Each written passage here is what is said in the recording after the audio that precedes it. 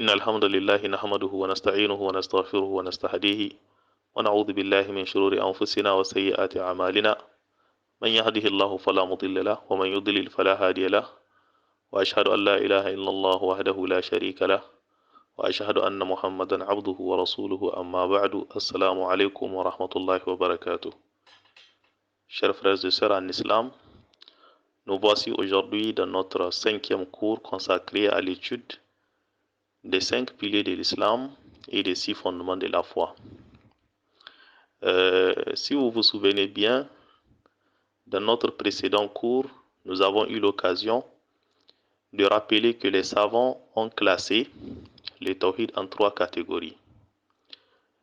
Le cours d'aujourd'hui sera ainsi exposé sur la première catégorie du tawhid, c'est-à-dire le tawhid rububiyya, ou bien en français, l'unicité d'Allah dans sa seigneurie.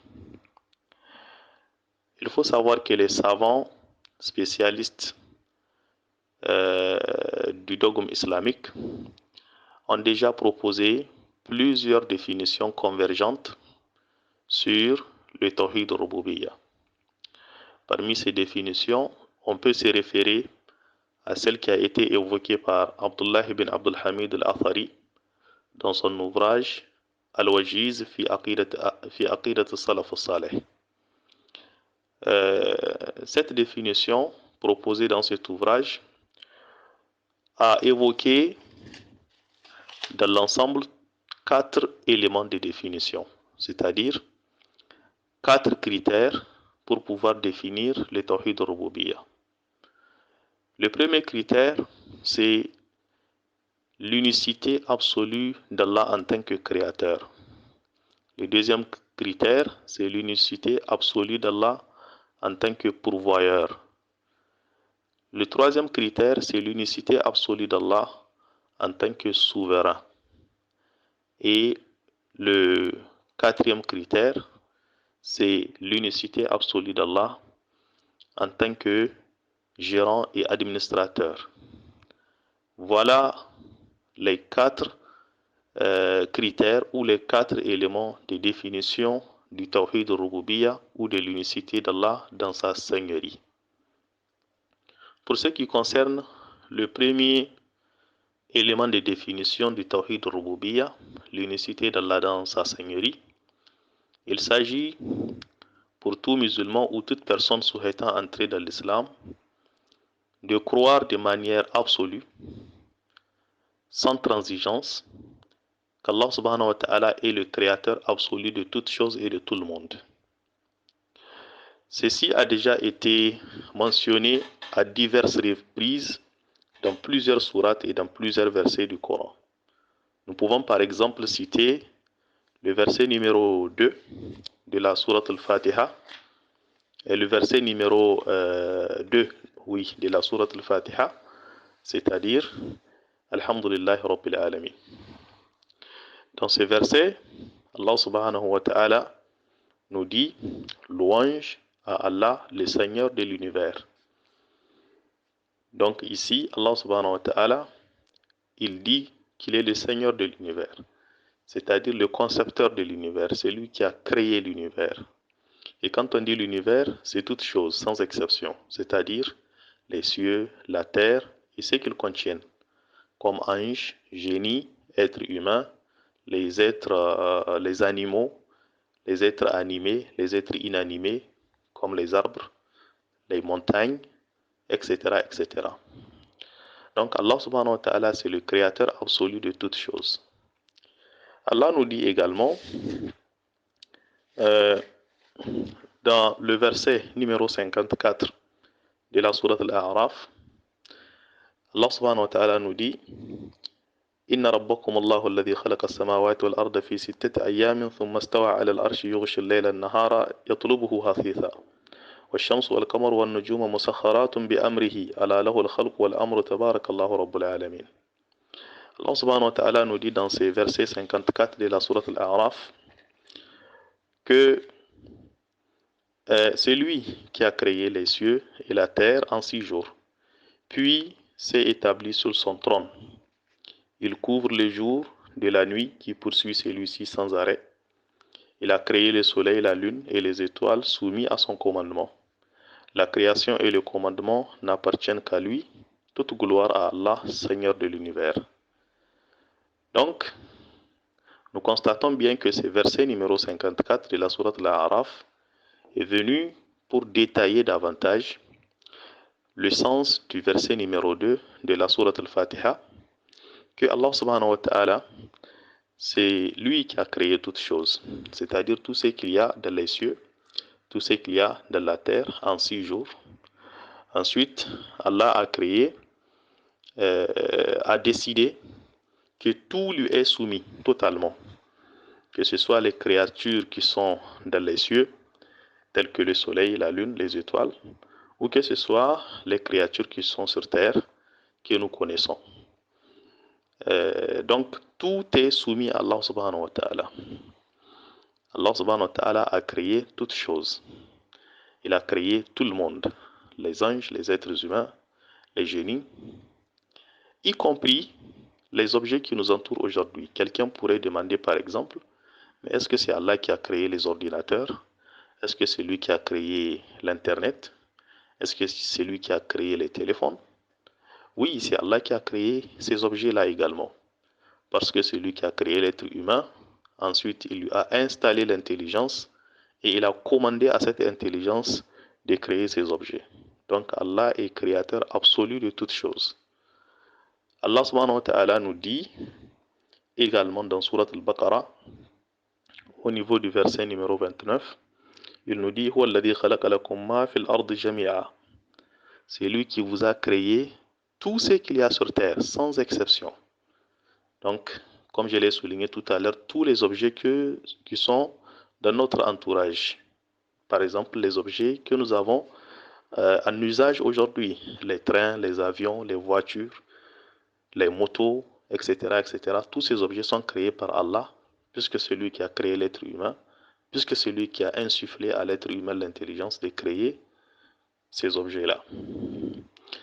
Le deuxième élément de définition de Tawhid al-Rububiyya, c'est reconnaître que Allah subhanahu wa ta'ala est unique en tant que pourvoyeur de tout le monde et de toutes choses. Qu'est-ce que cela signifie? C'est-à-dire Allah subhanahu wa ta'ala, c'est lui qui a créé toutes choses et c'est lui qui pourvoit aux besoins de toutes choses. C'est-à-dire, nul ne peut rien avoir comme nourriture, comme boisson, comme bien matériel ou immatériel sans que Allah subhanahu wa ta'ala ne concède cela. C'est lui qui accorde, c'est lui qui nous donne à manger, c'est lui qui nous donne à boire, nous humains, ainsi que les animaux, ainsi que tous les autres êtres vivants. C'est Allah subhanahu wa ta'ala qui pourvoit à leurs besoins de manière intégrale. Allah subhanahu wa ta'ala, c'est celui qui donne à ceux qui ont besoin de la santé. C'est Allah subhanahu wa ta'ala qui donne l'habillement, qui donne un toit, qui donne l'argent, qui donne tous les biens que nous connaissons. C'est Allah subhanahu wa ta'ala qui donne. Donc, Allah subhanahu wa ta'ala est le pourvoyeur absolu. Tout musulman qui veut rester musulman ou toute personne qui veut entrer en islam doit reconnaître qu'Allah subhanahu wa ta'ala est le pourvoyeur absolu. Ça entre dans la définition du Tawhid Rububiyya. Cela a été confirmé dans plusieurs versets du Coran, parmi lesquels nous pouvons citer le verset de Surat Zariyat, c'est-à-dire le verset numéro 58. Allah subhanahu wa ta'ala nous dit Inna Allah huwa ar-razzaqu dhul quwwatil matin. En vérité, c'est Allah qui est le grand pourvoyeur, le détenteur de la force, l'inébranlable.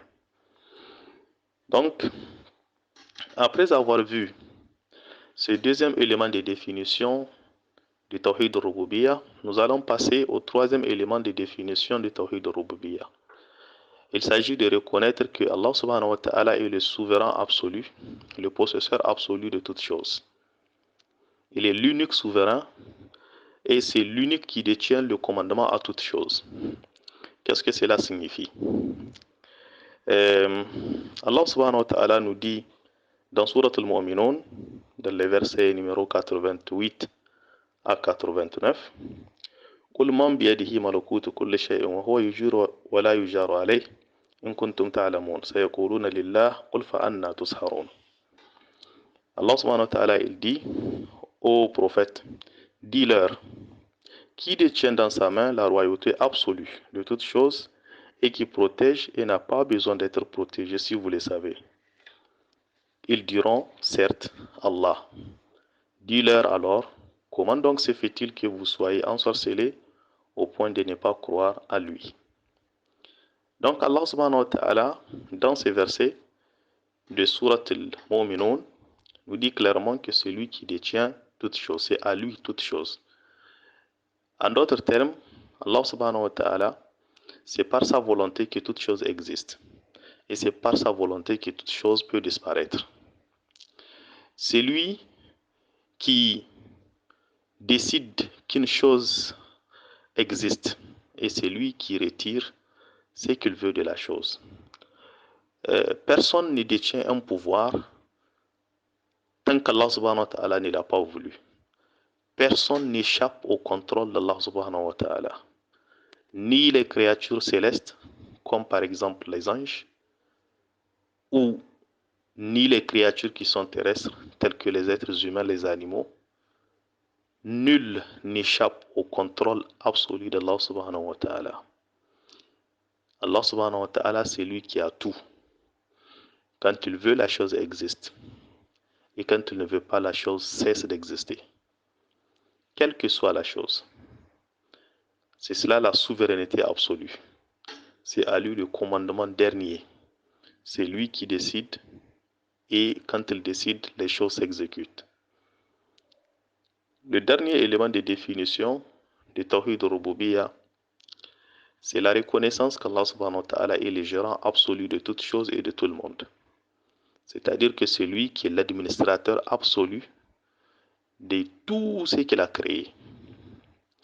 L'administrateur absolu ou le gérant absolu signifie que c'est lui qui assure la gestion de l'ensemble de ses créatures. C'est lui qui décide, par exemple, qu'un être soit créé, qu'il voit le jour, qu'il évolue, qu'il grandisse et qu'il meure. C'est lui qui décide qu'une situation passe d'une condition à une autre. Par exemple, tantôt vous êtes en bonne santé par la volonté de Dieu et vous tombez malade par la volonté de Dieu. Vous êtes dans la journée par la volonté de Dieu et quand Dieu veut, il transforme la journée en la nuit et la nuit entre. C'est lui qui veut qu'il y ait alternance entre les saisons. Tantôt vous êtes dans la saison pluvieuse, tantôt vous êtes dans la saison sèche, tantôt il fait chaud, tantôt il fait froid. C'est lui qui change les situations au gré de sa volonté. Tantôt vous êtes dans la prospérité, tantôt vous êtes dans la précarité. C'est lui qui modifie les situations au gré de sa volonté. Tantôt vous êtes sur la foi, tantôt vous sortez de la foi. C'est lui qui modifie les cœurs au gré de sa volonté. Donc Allah subhanahu wa ta'ala, c'est lui qui gère toutes choses. Tout événement qui arrive, que cet événement soit heureux ou malheureux, c'est Allah subhanahu wa ta'ala qui est aux commandes. Donc, c'est lui qui détient la gestion et l'administration de toutes choses de manière absolue. Les anges, par exemple, sont des êtres qu'Allah a soumis à sa volonté. Ils n'ont aucune capacité, par exemple, de se soustraire de la volonté d'Allah subhanahu wa ta'ala. Donc, ils n'exécutent que l'ordre d'Allah de manière impeccable. Allah subhanahu wa ta'ala nous a souligné cela dans Surat Yunus, par exemple. Dans Surat Yunus, Allah subhanahu wa ta'ala nous dit que c'est lui qui administre toutes choses et c'est à lui que revient tout ordre et nul n'a aucun pouvoir à propos de la gestion des choses si ce n'est pas lui qui les lui concède et il peut les lui retirer quand il veut. Allah nous dit dans Surat Yunus, verset numéro 3. إن ربكم الله الذي خلق السماوات والأرض في 6 أيام ثم استوى على العرش يدبر الأمر ما من شفيع إلا من بعد إذنه ذلكم الله ربكم فاعبدوه أفلا تذكرون. Votre Seigneur est Allah, qui créa les cieux et la terre en 6 jours. Ensuite, il s'est établi sur le trône, administrant toutes choses. Il n'y a aucun intercesseur qui puisse intervenir qu'après sa permission. Il est Allah, votre Seigneur, adorez-le donc. Ne réfléchissez-vous donc pas? Voici clairement, dans ce verset numéro 3 de Surat Yunus, Allah subhanahu wa ta'ala nous dit que c'est lui qui administre toutes choses. Donc, tout passage, tout événement, heureux ou malheureux, c'est Allah subhanahu wa ta'ala qui le décide et qui l'exécute. Et nul ne peut en décider le contraire. Voici les 4 éléments de définition de Tawhid al-Rububiyyah. Ces 4 éléments sont cumulatifs, c'est-à-dire que pour pouvoir croire à ce Tawhid, on doit reconnaître ces 4 éléments-là. Cependant, il faut savoir que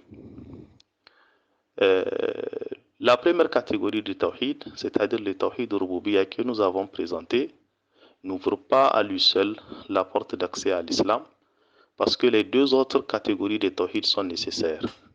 D'ailleurs, Allah nous rappelle dans Surat al-Mu'minun, dans les versets numéro 84 à 90, que les polythéistes de la Mecque croyaient au Tawhid al-Rububiyyah, à l'unicité d'Allah dans sa seigneurie.